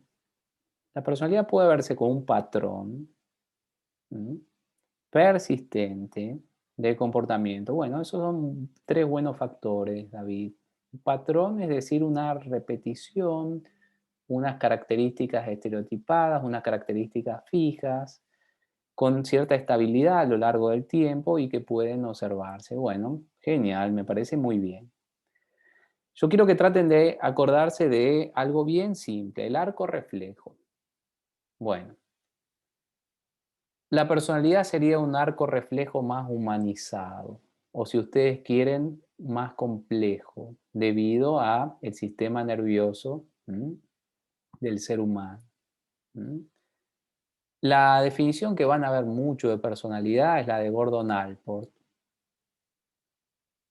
que fíjense, es una organización de sistemas que determinan la conducta de el individuo con la finalidad de adaptarse al ambiente. Bueno, bueno. Derlis pregunta si estaría bien decir que es una sumatoria de cosas, el ánimo, las emociones, las conductas aprendidas, los conocimientos. Bueno, sí, no estaría tan mal, Derlis, porque parte de la personalidad tiene que ver con el ambiente, solamente que la idea siempre es hacer énfasis a las cuestiones vinculadas con justamente la respuesta que se da al ambiente. La respuesta que se da al ambiente basada justamente en las características internas. Y fíjense, bueno, este es Gordon Allport, ¿no? Que la definición que da el DSM-5, que es la misma que dio el DSM-4 y la misma que dio el DSM-3, es un poco parecida, solamente que, así como dijo Derlis, especifica cuáles son algunos factores. Fíjense que habla de una experiencia interna, perdurable, un patrón. También habla del comportamiento que implica la cuestión cognitiva, la cuestión afectiva, vinculada con el ánimo y las emociones, el funcionamiento interpersonal y el control de los impulsos. Muy bien. Prácticamente son dos cosas parecidas, pero sin embargo no hay tanta especificidad. Y bueno, ¿y qué es la personalidad? ¿Cómo se constituye? Bien, vamos a ver esto un poco más en detalle a partir de una teoría. Los griegos creían que todo dependía del destino, y ahí venía la mitología de las Moiras. Las Moiras eran tres mujeres mitológicas, una que tejía, otra que enrollaba el hilo y una tercera que cortaba el hilo, o sea, el hilo era la vida del ser humano. ¿Qué dirige nuestra conducta? Acuérdense que si la personalidad es un arco reflejo complejo, tiene que tener una estructura que está basada en las cuestiones más básicas, ni siquiera del ser humano, sino de los organismos. Y acuérdense que uno de los principales teóricos y autores de la psicología, que era Friedrich Burrus Skinner, igual que el director de Los Simpsons, Skinner, sostuvo que la psicología no era la ciencia de la mente, ni la ciencia del comportamiento humano, ni mucho menos la ciencia del alma. Sostuvo algo muy interesante, que es que la psicología es la ciencia del comportamiento de los organismos. ¿Mm? Bueno, ¿qué dirige la conducta humana? Cuéntenme, ¿qué opinión tienen de esto? ¿Qué será? ¿Cuál será el principio rector de la conducta humana? ¿Mm? Hay varias elaboraciones, pero vamos a ver la que fundamenta una de las teorías con más apoyo científico de la personalidad. ¿Qué dirige nuestra conducta? Puede ser, doctor, el lugar donde crecemos y los estímulos que recibimos. Bueno, muy bien. Tiene que ver con el entorno, tiene que ver con los estímulos. Muy bien, está muy bien, Andrew. La moral, dice Diana, bueno. Bueno, la moral no está mal, o sea, es una respuesta bastante compleja o bastante sofisticada o bastante derivada de lo que estoy preguntando, pero sí, técnicamente las normas morales funcionan exactamente como lo que estoy preguntando. ¿Qué dirige la conducta humana? ¿Mm? De hecho, justamente en investigación con respecto a cómo funcionan nuestras normas éticas morales, se habla de que las normas éticas o morales en el ser humano tienen un principio bastante raro que se llama principio de augmenting, ¿no? Se llama así. El augmenting es el cambio de la función de los estímulos. Fíjense que por normas morales uno puede hacerse daño pensando que está haciendo lo correcto, uno puede sufrir y querer sufrir por pensar que está haciendo lo correcto, o si quieren un poco menos sofisticado, uno va al gimnasio y sufre en el gimnasio y le gusta sufrir en el gimnasio, siendo que esos estímulos primariamente son dolorosos. Bueno, muy bien. La respuesta de Diana es una respuesta que es acertada, solamente que es muy sofisticada, pero está muy bien. Cuando digo sofisticada, digo compleja, no falsa. Porque ponerse la otra interpretación de sofisticado es sofista, falso. Bueno, ¿algunas otras opciones de qué dirige la conducta humana? Puede ser algo como que siempre responda a una causa. Bueno, está bien, el factor causal, me parece bien, muy bien, David. Bueno, les cuento. Todo esto que me dijeron tiene que ver con algo, con un principio que se llama refuerzo o los refuerzos o el refuerzo o reinforcement. ¿Mm? Ya van a ver por qué. No se enojen con la simplificación. ¿Mm? Los refuerzos, según la elaboración justamente de Skinner, que está ahí arriba, son las consecuencias del comportamiento que aumentan la frecuencia del comportamiento. En la versión neurológica de los refuerzos tiene que ver con la activación del mecanismo de la recompensa. Bueno, ahora, técnicamente entonces, ¿qué son los refuerzos? Bueno, hay dos grandes tipos de refuerzos. O sea, ¿qué es lo que buscamos? Fíjense que acá tenemos cosas de lo más diversas. Tenemos principios éticos, no sé, el republicanismo, la comida, algo totalmente primitivo, el alimento, el tema del fuego y el progreso que esto implica, la aprobación social, la vestimenta, necesidades básicas, necesidades no tan básicas como el tema del amor, el tema del dinero, premio Nobel, cuestiones adictivas que activan el mecanismo de la recompensa también, como la nicotina. Bueno, todos estos son ejemplos de refuerzos y técnicamente hay dos tipos de refuerzos. Están los refuerzos que tienen que ver con un estímulo placentero o apetitivo y están los refuerzos que tienen que ver con el alivio, la reducción de estímulos aversivos. No es lo mismo tener mucho dinero para tener libertad que tener mucho dinero para no ser pobre. No es lo mismo alimentarse por placer que por hambre. tener éxito por las consecuencias o tener éxitos para evitar algo negativo. Bueno, y así sucesivamente. Todos los organismos que existen y que tienen algo similar a un sistema nervioso tienen esto. O sea, por eso Skinner decía que la psicología es la ciencia del comportamiento de los organismos. Y en todos los organismos existen estos dos tipos de refuerzos que son bien típicos, piénsenlo. Cualquier tipo de organismo con algún tipo de sistema nervioso, o si quieren sistema nervioso central un poco más desarrollado, busca estímulos apetitivos y evita estímulos aversivos, o sea, busca placer y evita el dolor. Y fíjense que la función de esto puede ser diversa, porque lo mismo, la misma conducta se puede hacer para buscar placer o para evitar dolor. En las adicciones, estímulos que originariamente eran placenteros terminan siendo utilizados para evitar dolor, la abstinencia. ¿Mm? Bueno, fíjense que justamente hay dos clasificaciones de refuerzo. ¿Mm? Y hay otras dos clasificaciones de refuerzo. Los reforzadores primarios, que son biológicos, y los secundarios, que son aprendidos. Y ahí tiene que ver el aprendizaje. Por ejemplo, el dinero, ¿es un reforzador primario o secundario? ¿Qué les parece a ustedes? Secundario. Bueno, es secundario porque es algo aprendido. El honor, ¿es un reforzador primario o secundario? Hay una polémica y no se sabe.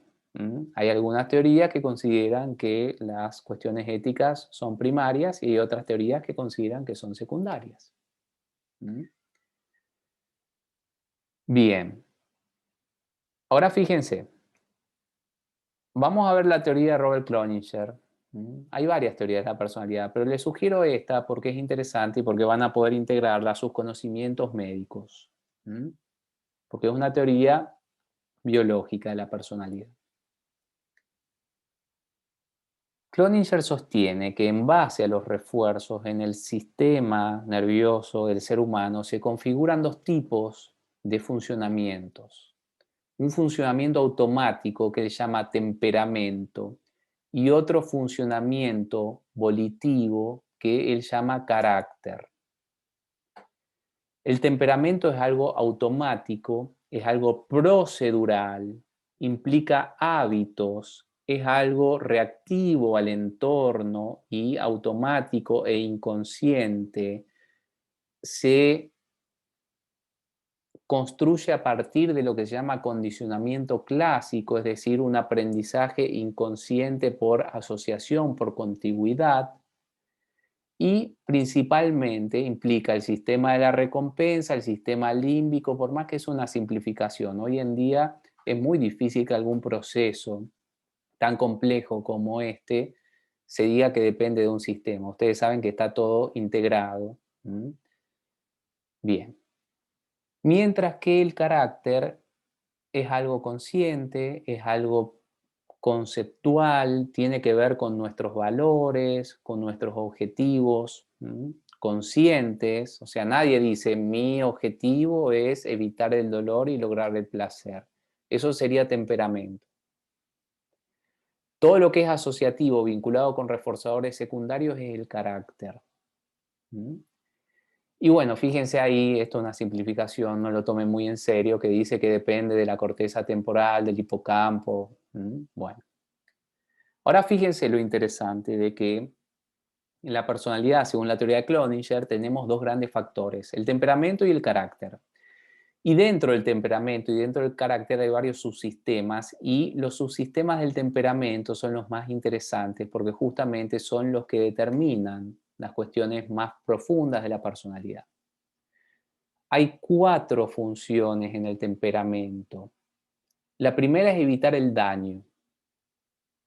Las personas que tienen una alta evitación del daño tienen un nivel de activación simpática más grande, un nivel de evitación comportamental más grande, un nivel de predicción de la recompensa más bajo, es decir, uno tiene una tendencia a ser pesimista. Bien. La búsqueda de novedad tiene que ver con búsqueda de refuerzos positivos nuevos. ¿Mm? Las personas que tienen mucha búsqueda de novedad son personas que son muy cambiantes, y las personas que tienen baja búsqueda de novedad son personas más constantes. La dependencia de la recompensa tiene que ver con cuestiones vinculadas con lo social y con la búsqueda de vínculos sociales. Y la persistencia, que es un factor de la personalidad muy importante principalmente para ustedes, tiene que ver con la capacidad de perseverar en una tarea por más que uno no reciba refuerzos completos. Ejemplo, cuando empezaron la carrera, ustedes, el refuerzo mayor sería recibirse. Sin embargo, eso todavía no está ocurriendo. ¿Por qué? Porque ustedes tienen mucha persistencia, pueden mantener esto. ¿Mm? Bueno.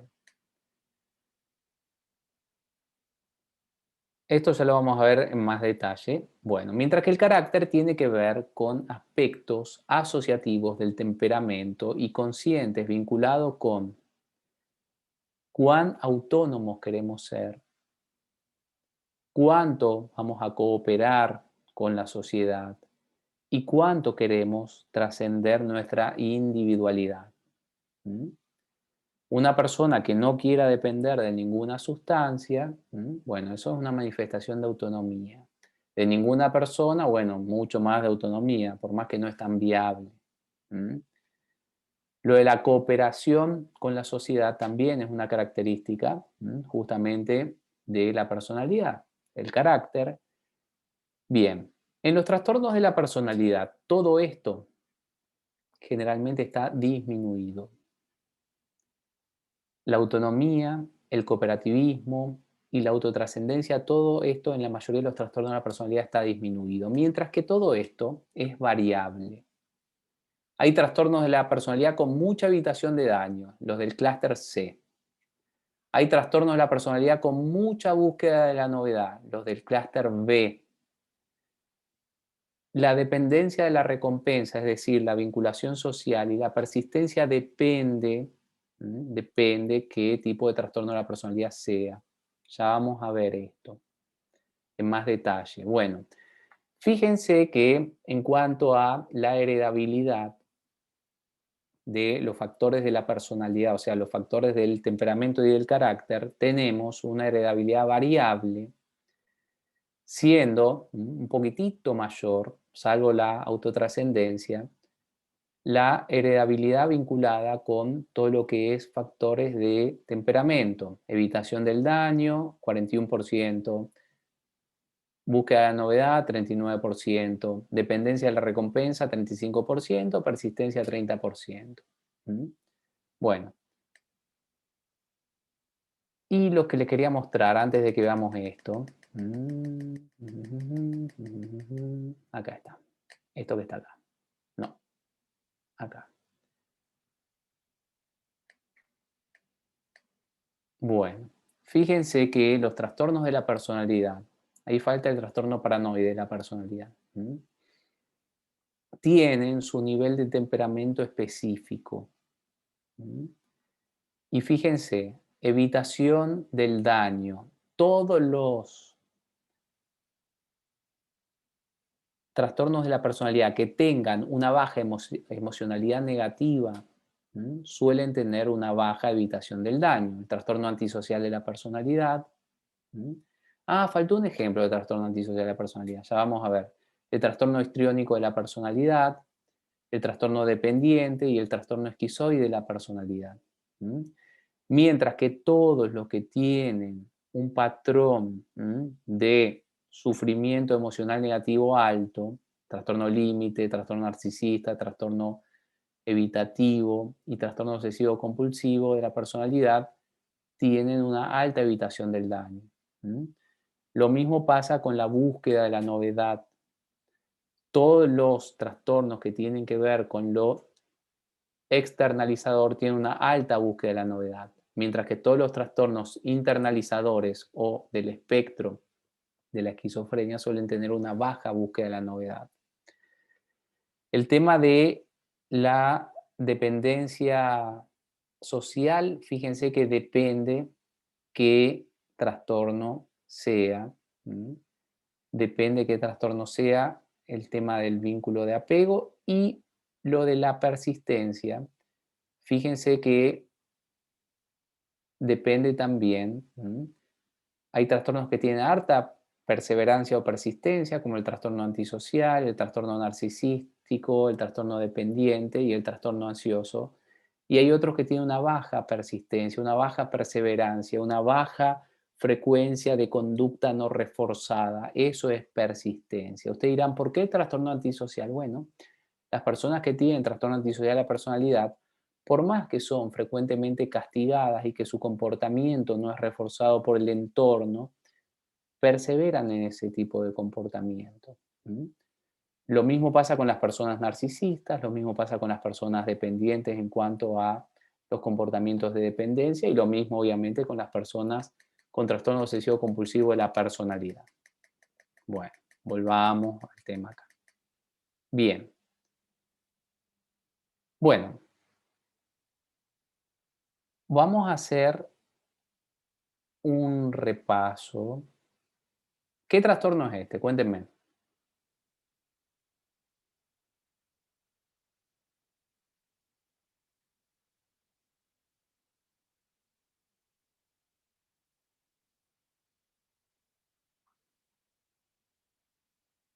De los que vimos, ¿a cuál se parecen?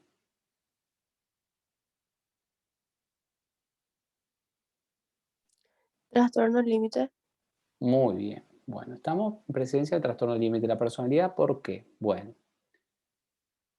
justamente porque tenemos un patrón de disregulación emocional, un patrón de inestabilidad de las relaciones interpersonales, de la autoimagen, control de los impulsos, déficit de control de los impulsos, una alta tendencia de reactividad del estado de ánimo hacia abajo, conductas de suicidio, intentos de suicidio, sensaciones crónicas de vacío. Muy bien.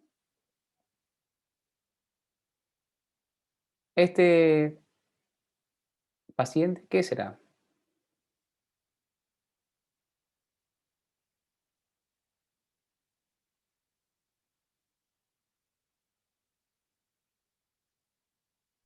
Narcisista. Bueno, fíjense, una persona que tiene una idea de sí muy grandiosa, siente que él es el mejor en todo, que todos los envidian.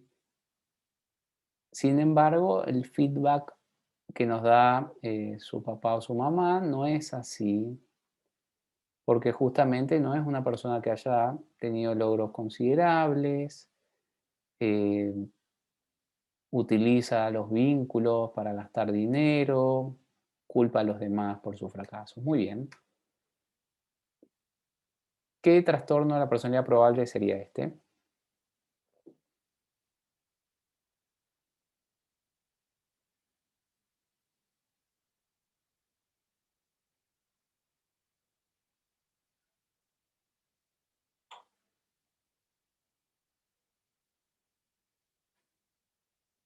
Alguien que tiene un patrón generalizado de desconfianza y de hostilidad.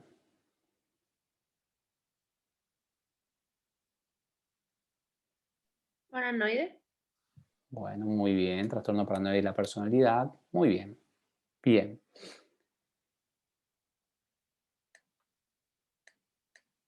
Vamos por este.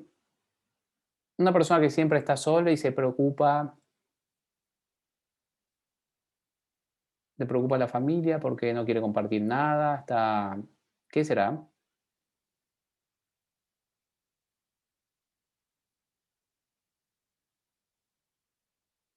Una persona con una apatía generalizada. Esquizoide. Puede ser, doctor. Bueno, muy bien. Trastorno esquizoide de la personalidad. Una persona que ve el aura de los demás, que nos dice que tiene chakras abiertos en las manos, que puede ver y conectarse con las vidas pasadas, que perdona a los demás por sus pecados en sus vidas pasadas, eh, un aspecto extraño, creencias muy raras, experiencias perceptuales anormales.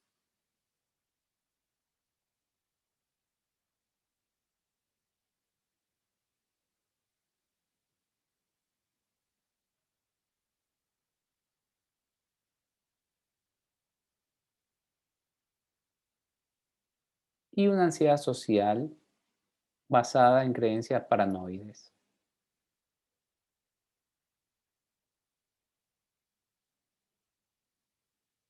¿Qué será esto?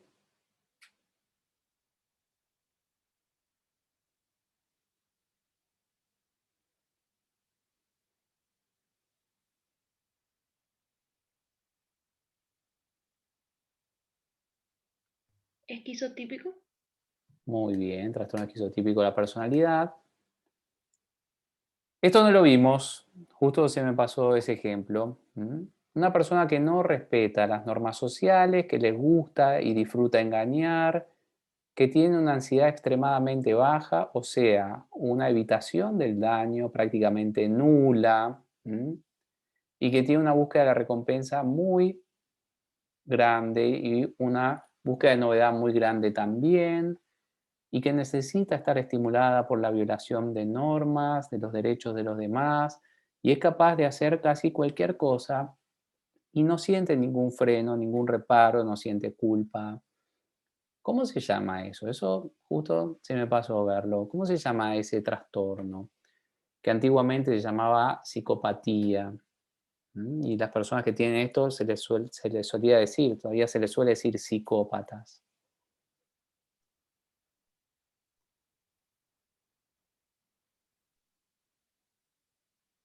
Y son personas que, a diferencia de lo que se cree popularmente, no suelen ser inteligentes y tampoco suelen vivir mucho, porque generalmente cuando van a la cárcel tiene muchas normas, muchas reglas, muchas jerarquías. Una persona que tiene un déficit innato para cumplir las normas, se imaginarán cómo termina.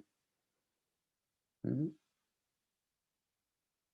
¿Cómo se llama este trastorno? Es un trastorno de la personalidad, justo el último, el único que no vimos antes.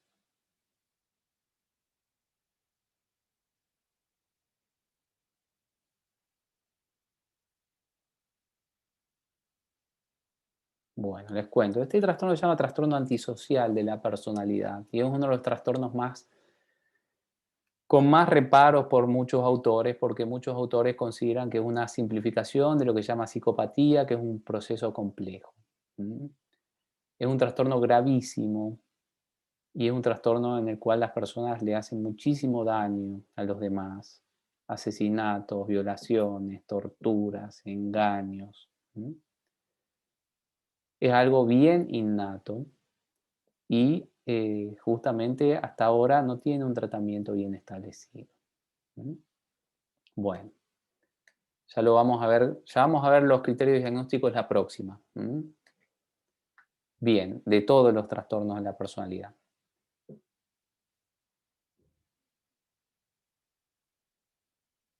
Una persona que solamente quiere llamar la atención, que no le importa lo que sea, quiere llamar la atención por enfermedad, por lo que fuere. También se comporta de manera inadecuada, de manera seductora.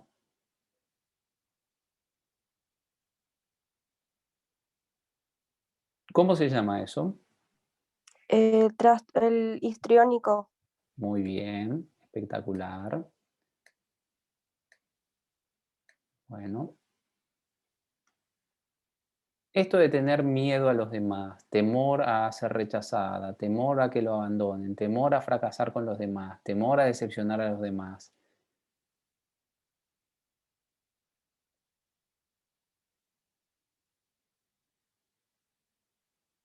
Y evitar por esto todas las situaciones interpersonales. ¿Cómo se llamaba? Trastorno.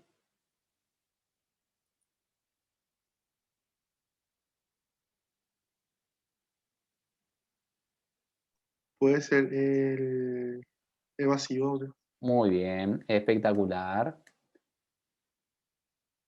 Y bueno, Penúltimo, una persona que necesita a los demás para tomar decisiones, y no a cualquier persona, sino a personas apegadas emocionalmente. Justo fallece esta figura y la persona se queda muy, muy, muy descolocada. Sería el dependiente, doctor. Muy bien, espectacular, Elena. Y por último,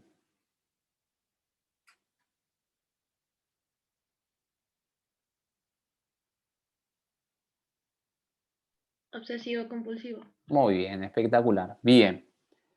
Repasen los criterios de trastorno de la personalidad. Los del DSM-5 y los del CIE-10 van a ver que hay diferencias. En la próxima clase vamos a tener un tiempito breve para repasar esto. ¿Mm? Los criterios diagnósticos. ¿De acuerdo? ¿Mm? Y vamos a ver algunas cuestiones como, creo que está por acá, no. Bueno, fíjense que todos los trastornos de la personalidad tienen una heredabilidad también. ¿Mm? Algunos no son tan elevados y otros sí tienen una heredabilidad muy elevada, como por ejemplo el trastorno límite de la personalidad, que se creía que era muy ambiental, en verdad, si esto lo multiplican por 100 es el porcentaje hereditario de los síntomas. Bueno, vamos a repasar la próxima clase los criterios diagnósticos, así que quiero que los repasen. Es importante que vayan incorporando esto. Si lo incorporan van a ver que es muy fácil todo. Si no, van a empezar a mezclarse cosas. ¿De acuerdo? Dale, doctor. Bueno, Dale, dudas, doctor. preguntas, comentarios. Doctor, yo tengo una duda, no sé si viene el caso ahora, pero estos trastornos de personalidad, algunos de los casos que vimos, eh, a mi parecer tenían algunos ciertos tipos de criterios o de manía o Bueno, de... Entonces eso me confunde, doctor. O sea, los trastornos de personalidad generalmente vienen acompañados luego de episodios de manía o no tanto. bueno, no necesariamente. Lo que sí vos viste, David, y está muy bien que te hayas dado cuenta de eso, es que muchos de los trastornos de la personalidad tienen impulsividad. Por ejemplo, el trastorno límite tiene impulsividad. La impulsividad también se ve en la manía. El trastorno narcisista tiene cierta tendencia a la grandiosidad no delirante.